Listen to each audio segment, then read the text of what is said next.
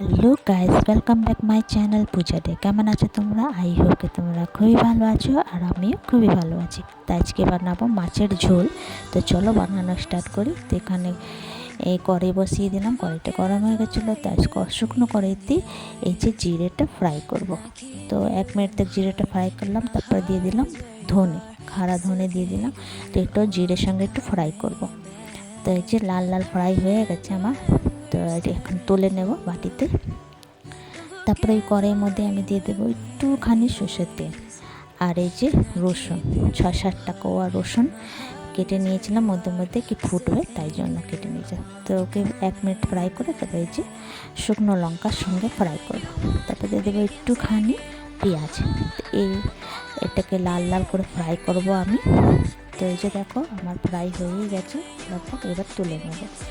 তো এই যে বাটিতে ওই জিরে ধনে বাটিতে তুলে নিলাম। তারপরে এখানে আবার একটু তেল দিয়ে দিলাম, সর্ষের তেল। আর এই যে কফিটা কেটে রেখেছিলাম, এই কফিটাকে ফ্রাই করব। তো এর মধ্যে দিয়ে দেবো একটু হলুদ পাউডার আর একটুখানি নুন। একটু লাল লাল করে আমি কফিটা ঢেকে ঢেকে ফ্রাই করব, একটু সিদ্ধ বি হয়ে যাবে, লাল লাল ফ্রাই বি হয়ে যাবে। তো চলো এটা লাল লাল ফ্রাই করছি। তারপর মশলাটা পিষে নিই। তো এই যে মশলাটা ভেজেছিলাম, তো ওকে পিষে নেব একটু জল দিয়ে। তো চলো পিষে আসছি। তো এই যে আমার মশলা রেডি হয়ে গেছে আর এখানে আমার কফিটা লাল লাল ফ্রাই হয়ে গেছে। এবার আমি কফিটাকে নামিয়ে নেব। তো এই যে দেখো কফিটাকে নামিয়ে নিলাম। এবারে সর্ষের তেল আবার একটু দিয়ে দেবো, আর দিয়ে দেবো জিরে, তেজপাতা, শুকনো লঙ্কা। ফোড়ন হয়ে গেলে তারপরে দিয়ে দেবো এই যে পেঁয়াজ কুচি। তো এখানে আমার 2টো পেঁয়াজ আছে। তো পেঁয়াজটাকে আমি একটুখানি গোলাপি গোলাপি ফ্রাই করব, বেশি লাল করব না, গোলাপি গোলাপি টাইপের করবো। তো এখানে গোলাপি গোলাপি ফ্রাই হয়ে গেছে। দিয়ে দেবো টমেটো। আমি বড় যে একটা টমেটো কুচি কুচি কেটে নিয়েছিলাম, এই টমেটো দিয়ে দিলাম। তো এর মধ্যে আবার পেঁয়াজটা একটুখানি গলে যাবে, তো দিয়ে দেবো একটু কাঁচা লঙ্কা। তো কাঁচা লঙ্কাটাকে 1 মিনিট তক সঙ্গে ফ্রাই করব।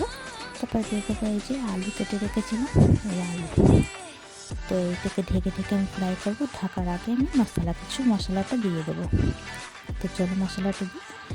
দেখো এখানে দিয়ে দিলাম লঙ্কা পাউডার আর দিয়ে দিলাম হলুদ পাউডার, নুন। তো কাশ্মীরি লাল মির্চ ছিল।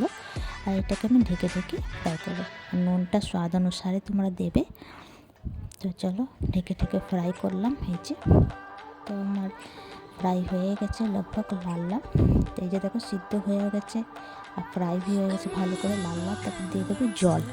তো জলটা দিয়ে ভালো করে ফুটাবো। তো এই যে একটুখানি ফুটে গেলে ঢেকে দেবো। তো ঢেকে একটুখানি ফুটে গেলে এই যে কফিটা দিয়ে দেবো। তো কফিটা দিয়ে একটু ভালো করে ফুটাবো ঢেকে ঢেকে। তো এই যে ঢেকে ঢেকে ফুটিয়ে নিলাম। তো এখানে আমার কফি খুব সুন্দর করে ফুটে গেছে। তারপর যে মশলাটা বানিয়েছিলাম, যতটুকু মশলা লাগবে অতটুকুই দেবো, বেশি দেবো না। তো তোমরা আন্দাজ করে মশলাটা দিও। তো আমার মশলাটা একটু বেশি হয়ে গেছিলো, একটুখানি তুলে রাখলাম, অর্ধেক দিলাম, অর্ধেক দিয়ে বেশি দিয়েছিলাম। তারপরে এই যে দেখো আবার ঢাকবো। তারপরে এনে দিয়ে দেবো মাছ। তো আমি মাছটা ফ্রাই করে রেখেছিলাম। তো এই যে দেখো এই যে ফ্রাই করে আমি রেখে দিয়েছিলাম। তো এটা হচ্ছে রুই মাছের বাচ্চা। তো এই যে ফ্রাই করে রেখে তারপর দিয়ে দিলাম মাছ। ভালো করে ফুটাবো ঢেকে। ওই ঝোলটা ভিতরে চলে যাবে মাছের ভিতরে। তো এই যে সব মাছ দিয়ে দিলাম, সমস্ত মাছ। এবার একটুখানি নাড়াচাড়া দিয়ে, বেশি নাড়াচাড়া করবো না, ভেঙে যাবে। আর ঢেকে দেবো। তারপর দেখো আমার মাছের ঝোলটা রেডি হয়ে গেছে। এই যে তো একবার তোমরা বানিয়ে দেখো কেমন লাগছে। তো এই যে আমার মাছের ঝোলটা কেমন হয়েছে, আর এমনিভাবে একবার বানিয়ে দেখো, এত ভালো লাগে খেতে। একটুখানি মেহনত লাগে, বাট খুবই ভালো লাগে, খুবই টেস্টি লাগে খেতে। তো এই যে আমার মাছের ঝোল কেমন হয়েছে কমেন্ট করে জানিও। তো ভালো লাগলে প্লিজ লাইক শেয়ার কমেন্ট করো, সাবস্ক্রাইব করে দিও। আবার নতুন ভিডিওর সঙ্গে দেখা হবে। Bye bye, take care. Video এখানে শেষ করি। Bye by.